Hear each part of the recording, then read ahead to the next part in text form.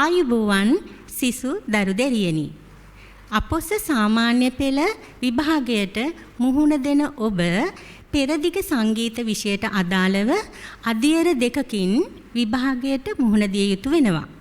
එනම් පළමු අධ්‍යයන ලිඛිත පරීක්ෂණයට ඉදිරිපත් වීම.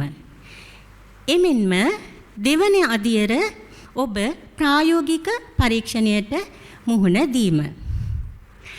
ප්‍රායෝගික පරීක්ෂණය පවත්වනු ලබන්නේ ලිඛිත පරීක්ෂණය අවසන් වූ පසු හෝ ඊට පෙර ආසන්න දිනයකදී. ඔබ ප්‍රායෝගික පරීක්ෂණයට මුහුණ දෙන්නට ඕන. මෙහිදී ප්‍රායෝගික පරීක්ෂණයත් කොටස් දෙකකින් සමන්විත වෙනවා.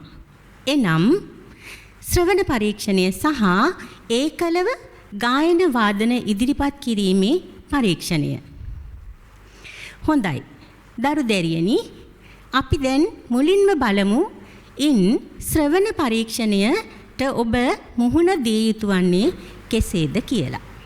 ශ්‍රවණ පරීක්ෂණය ස්වර ඥානය, එමෙන්ම තාල ඥානය සහ රාග ඥානය මනිනු ලබන අතර ඉන් ස්වර ඥානය මනිනු ලබන ප්‍රශ්නය ගැන අපි මුලින්ම කතා කරලා ඉමු.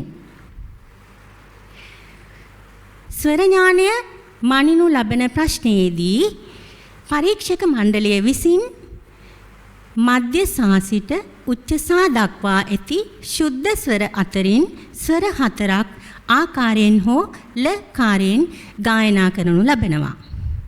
ඔබ විසින් කළ යුතු වන්නේ එම ස්වර 4 හඳුනාගෙන පිළිවෙලින් පිළිතුරු ලෙසට සටහන් කිරීමයි.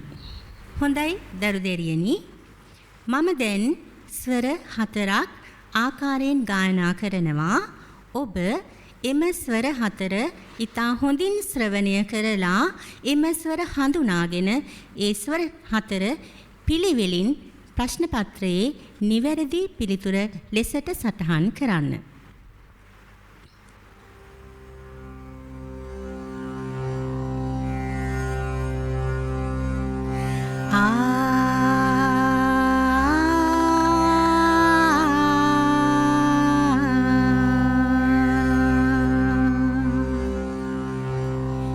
නැවත වාරයක් මම ගායනා කරනවා.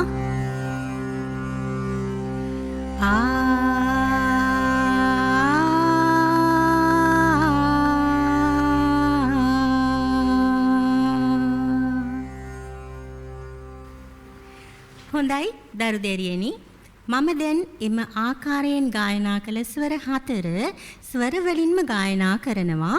ඔබ බලන්න ඔබගේ පිළිතුර නිවැරදිව සටහන් කරලා තියෙනවද කියලා.